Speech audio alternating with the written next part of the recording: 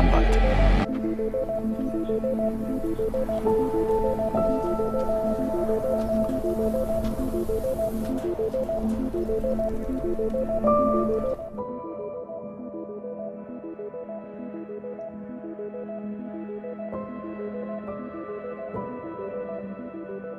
Hai para pecinta film, selamat datang di One Day Film. Di video kali ini, saya akan melanjutkan pembahasan dari series Dark part yang kelima. Sebelum masuk ke pembahasan, saya sangat menyarankan sekali agar kalian menonton part sebelumnya terlebih dahulu. Sebab part yang kelima ini merupakan lanjutan dari part yang sebelumnya. Baiklah, tanpa berlama-lama, langsung saja kita masuk ke pembahasannya.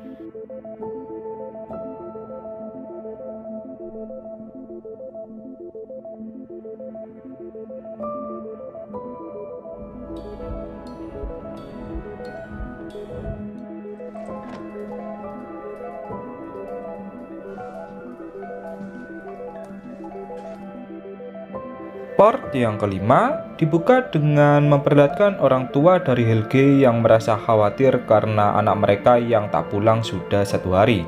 Bernd pun kemudian mendatangi kantor polisi untuk melaporkan hal itu. Bernd melapor kepada jenderal polisi yang bernama Daniel yang merupakan ayah dari Ines.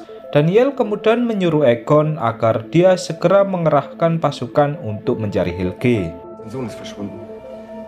Er wollte wissen, ob eines der toten Kinder vielleicht. Beralih ke Tronte, kini dia pun sudah semakin dekat dengan Claudia. Claudia bertanya kepada Tronte mengapa dia memutuskan untuk pindah ke kota Winden. Tronte pun menjawab jika dia memiliki masalah dengan pamannya yang merupakan kakak dari ibunya. Maka dari itu, ibunya memutuskan untuk pergi ke kota Winden agar bisa jauh dari kakaknya. Di rumah Helge, Greta memanggil seorang pendeta barangkali dia bisa membantu menemukan Helge. Ternyata pendeta itu adalah Noah. Noah mengatakan jika hanya Tuhanlah yang akan membantu mereka. Noah menyuruh Greta agar berdoa kepada Tuhan supaya Helge bisa ditemukan. Wir wollen beten. Egal was wir tun, wir fallen niemals tiefer. Beralih ke Ulrich. Setelah puas membunuh Helge, Ulrich pun memutuskan untuk pulang ke tahun 2019. Namun, saat dia di tengah jalan, dirinya pun bertemu dengan Egon yang mencurigainya. Ulrich yang merasa panik, dia pun mencoba berlari ke dalam goa. Akan tetapi, Egon berhasil menangkapnya. Egon yang melihat bercak darah di bagian tubuh Ulrich, dia pun langsung membawa Ulrich ke kantor polisi. Die Lauf der Zeit. Ich hab's doch geändert. Beralih ke tahun 1986, diperlihatkan seorang pria di tengah hutan yang layaknya seperti telah melakukan kejahatan. Pria itu membawa sebuah pistol di saku celananya. Di sekolah SMA, Katarina bertanya kepada Hana apakah dia yang melaporkan Ulrich ke kantor polisi. Dengan sangat panik, Hana pun menuduh Regina mungkin sebab Egon adalah kakeknya. Vielleicht war es Regina. Ich meine, der Tiedemann ist ja ihr Großvater. Sementara itu, di kantor polisi, karena Ulrich tak dinyatakan bersalah, dia pun dibebaskan oleh Egon dari dalam penjara. Jana yang datang menjemput Ulrich, dia pun sempat memarahi Egon sebab dia asal menangkap anaknya. Dirinya sedang berduka atas hilangnya Matt. Namun, Egon malah bersikap seperti ini terhadap keluarganya.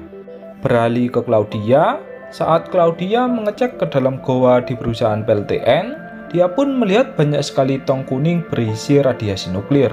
Di goa tersebut, Claudia menemukan seekor anjing yang mirip dengan anjingnya yang menghilang di tahun 1953. Kembali ke Ulrich, dia bersama Katarina sudah bersiap menunggu Regina yang akan pulang. Dengan sangat marah, Katarina langsung memarahi Regina karena mengira jika Regina lah yang melaporkan Ulrich. Padahal, pelaku sesungguhnya adalah Hana itu sendiri.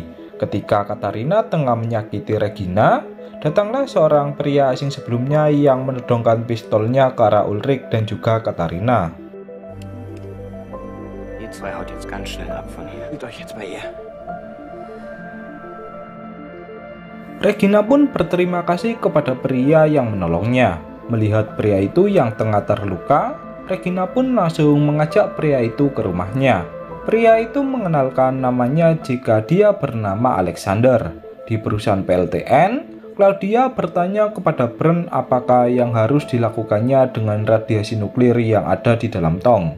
Bernd pun menjawab jika tugas Claudia adalah menjaga rahasia dari PLTN. Jika radiasi itu diketahui oleh negara, maka Bernd akan dituntut dan dihukum karena menyembunyikan sesuatu yang berbahaya. Maka dari itu, sebagai direktur baru, Claudia diharapkan bisa menyembunyikan rahasia dari perusahaan PLTN. Durch die Explosion vielleicht. Was soll denn da noch passiert? Beralih ke Helge, ketika dia sedang membersihkan kabin di dekat rumahnya, datanglah Egon yang ingin mewawancarainya mengenai Matt yang menghilang di sekitar goa di dekat PLTN. Helge pun langsung bersembunyi dengan raut wajah ketakutan. Ternyata, inilah asal-muasal laporan di tahun 2019 yang dibaca oleh Ulrich mengenai Helge yang tak mau diwawancarai.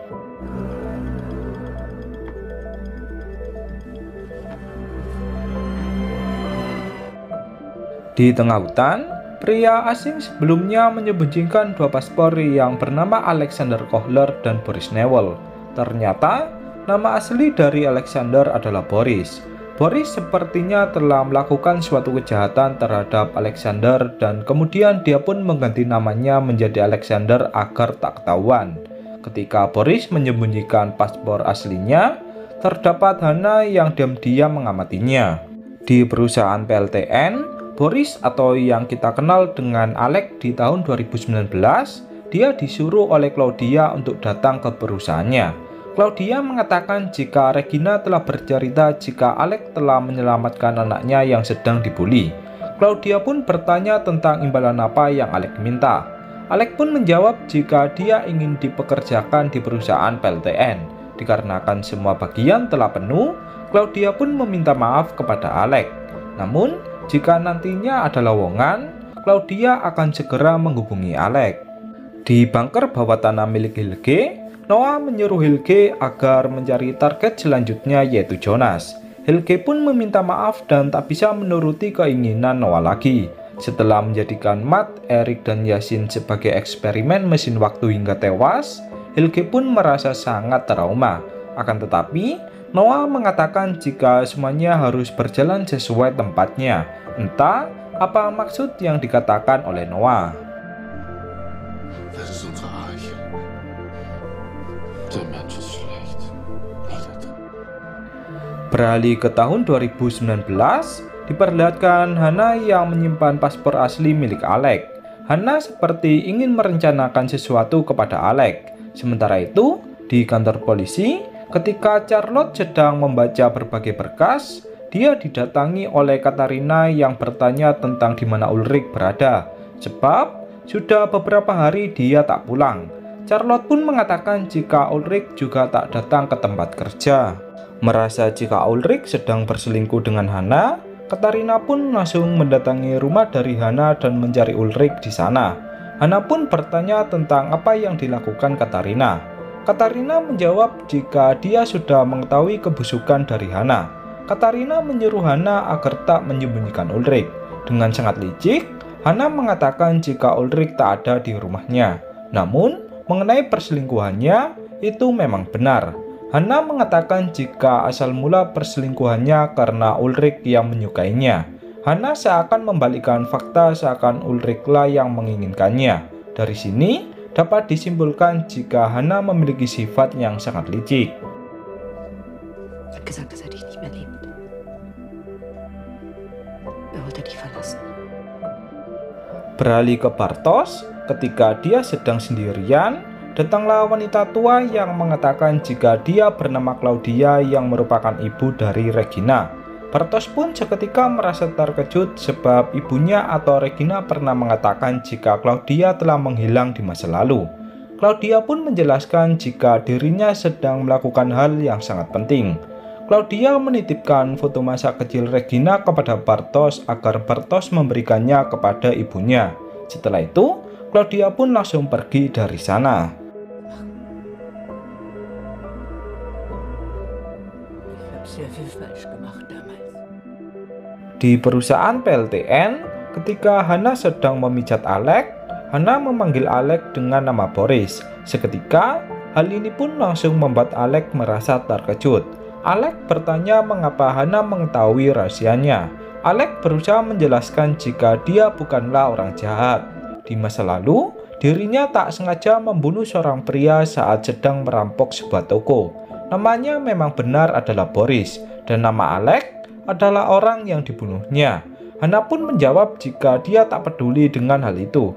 Hana hanya ingin agar Boris menghancurkan rumah tangga dari Ulrich. Jika Boris tak mau melakukannya, Hana akan mengungkapkan identitas dari Boris ke kantor polisi. Beralih ke Jonas, sepulangnya dia dari tahun 1986, Jonas bertemu dengan Martha yang menunggunya. Martha mengatakan jika dia sangat merindukan Jonas yang tak ada kabar selama beberapa hari. Jonas yang mengetahui jika Martha merupakan bibinya, dia pun menyuruh Martha untuk tak mendekatinya lagi. Hal ini pun langsung membuat Martha merasa bersedih. Martha merasa bingung mengapa Jonas bersikap seperti ini. Wir sind falsch. Wegen uns. Beralih ke Regina, saat dia sedang membersihkan kamar dari pria misterius yang menyewa kamar hotelnya, dirinya pun menemukan berbagai informasi perjalanan waktu yang membingungkan. Regina pun bertanya-tanya di dalam hatinya tentang siapakah pria misterius yang telah menginap di kamar hotelnya.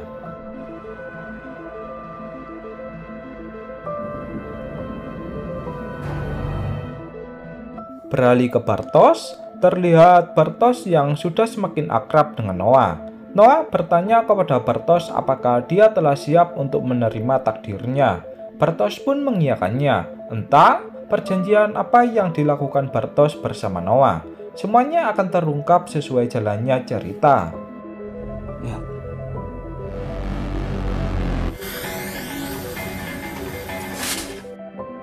Di tahun 1953, Claudia tua mendatangi toko dari Tannhaus dan memberikan cetak biru mengenai sebuah mesin waktu. Claudia menyuruh Tannhaus muda agar dia membuatkan mesin waktu untuknya. Tannhaus pun menjawab jika akan membutuhkan banyak waktu hingga puluhan tahun. Claudia tua pun menjawab jika memang itu tujuannya. Nanti, jika mesin itu berhasil dibuat, maka dirinya yang lainlah yang akan mengambilnya. Seketika, Tannhaus pun langsung merasa sangat bingung. Beralih ke Peter, diperlihatkan Peter yang teringat masa lalunya ketika dia memasuki bunker milik ayahnya atau Helge. Saat itu, Peter sedang bertengkar dengan Charlotte.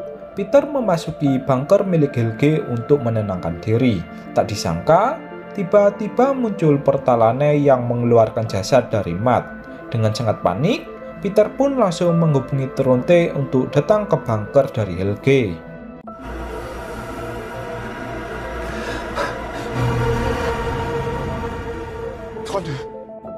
Setibanya di dalam bunker, Tronte bertanya tentang bagaimana Peter menemukan anaknya. Peter pun menjawab jika anaknya tiba-tiba muncul secara tiba-tiba di sebuah portal. Tronte pun menganggap jawaban Peter tak masuk akal. Akan tetapi, Peter bersumpah jika itulah kenyataannya. Ternyata, inilah rahasia yang disembunyikan Peter dari Charlotte. Dari pintu bunker, datanglah Claudia tua yang mengatakan kepada Tronte agar membawa anaknya ke dekat goa. Semuanya harus berjalan sesuai semestinya.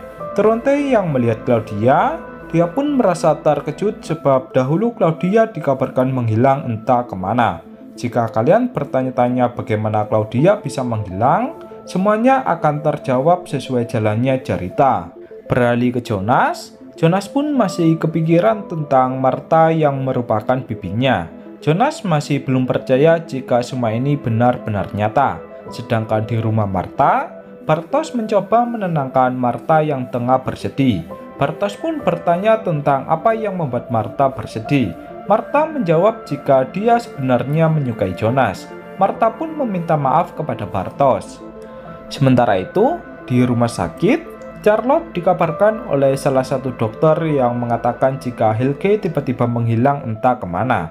Ternyata Helge telah melakukan perjalanan waktu ke tahun 1986. Entah apa yang sedang dilakukan Helge di masa itu.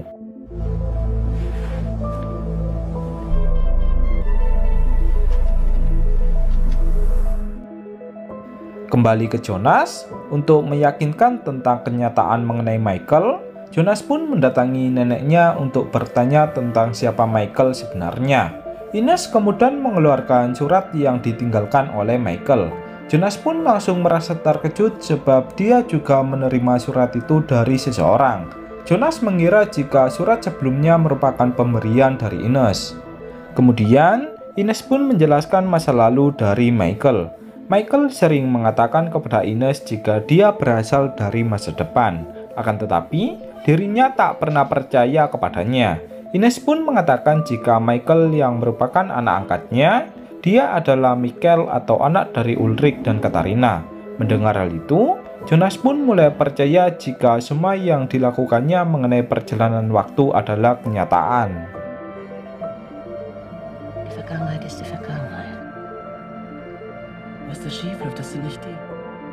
Di tahun 1953, Egon mencoba mewawancarai Ulrich dan bertanya apakah dia yang menculik Helge. Ulrich pun menjawab jika Helge memang seharusnya mati. Mendengar hal itu, Egon pun bertanya tentang siapa Ulrich sebenarnya dan apa tujuannya datang ke kota Winden. Ulrich pun menjawab jika tujuannya adalah membunuh banyak jiwa. Ulrich juga mengatakan jika Egon akan tahu mengapa dia melakukan hal ini.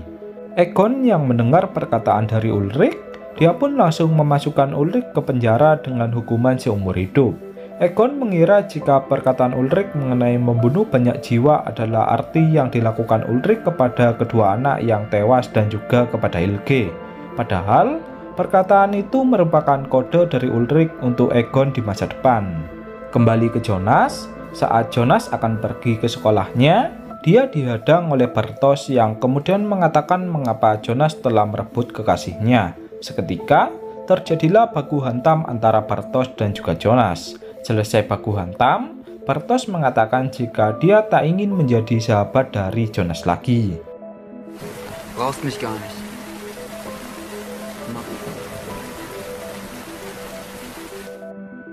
Beralih ke tahun 1986, diperlihatkan pria misterius sebelumnya yang kembali mendatangi Tannhaus untuk mengambil mesin waktunya.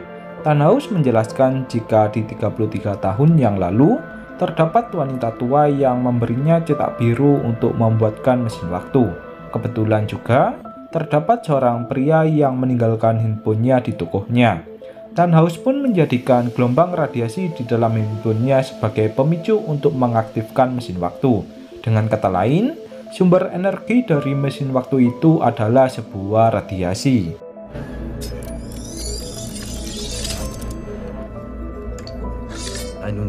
CS. Beralih ke Helge tua, terlihat Helge tua yang menemui dirinya sendiri yang masih muda. Helge tua menyuruh Helge muda agar tak mempercayai Noah. Helge muda pun bertanya tentang siapa dia.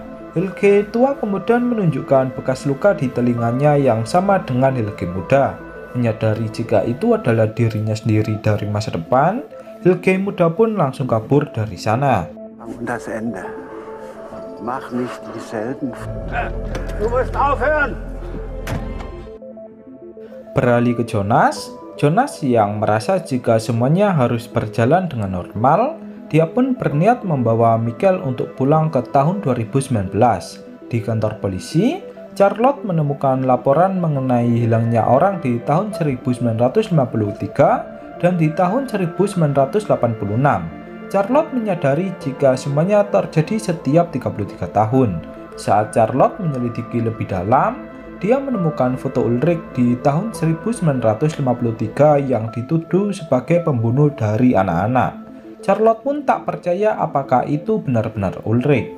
Kembali ke Jonas, saat Jonas akan membawa Michael pergi, dia malah diculik oleh Helge dan juga Noah. Saat tersadar, Jonas berada di bunker bawah tanah yang di dalamnya terdapat mesin waktu. Dari pintu bunker, terdapat pria misterius sebelumnya yang mengatakan jika Jonas akan baik-baik saja. Jonas pun bertanya tentang siapa dia, mengapa dia juga tahu mengenai perjalanan waktu. Pria misterius itu pun menjawab jika aku adalah kau. Dengan kata lain, pria misterius itu adalah Jonas versi dewasa. Jonas dewasa pun menjelaskan jika semua ini telah terjadi berulang kali layaknya sebuah siklus. Jonas dewasa juga mengatakan jika dia juga pernah berada di posisi dari Jonas saat ini. Wir folgen dem immer gleichen Pfad. Wieder und wieder. Ich bin du. Di lain sisi, saat Helge muda sedang berkendara, dia ditabrak oleh Helge tua secara tiba-tiba. Di akhir hayatnya, Helge tua mengatakan jika semuanya tak boleh terjadi lagi. Hal ini pun langsung membuat Helge muda merasa terkejut.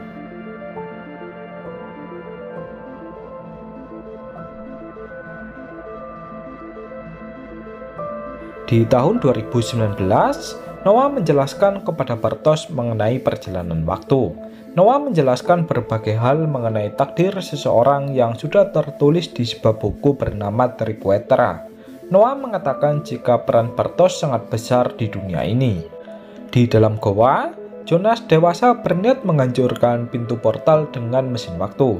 Jonas dewasa berniat meledakkan mesin waktu di dalam lorong goa. Saat sudah diaktifkan, malah terdapat portal lain di dalam bunker dari Jonas dan juga Helge kecil. Saat mereka berdua saling mendekati portal, Helge muda malah masuk ke portal dari Jonas. Sedangkan Jonas, dia terlempar ke tahun yang entah berapa.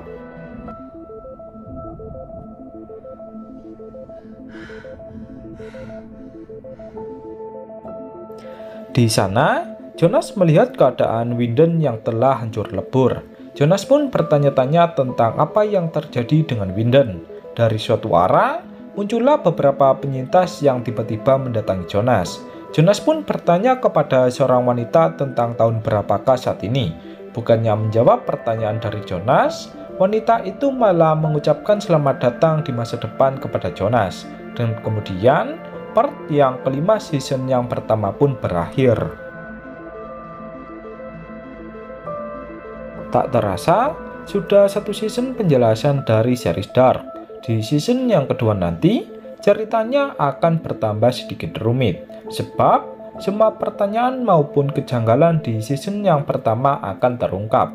Sebelum kalian menonton season keduanya, saya sangat menyarankan sekali agar kalian benar-benar memahami di tiap pembahasan di season yang pertama. Di season yang kedua nanti, akan ada banyak waktu mengenai perjalanan waktu dari Jonas.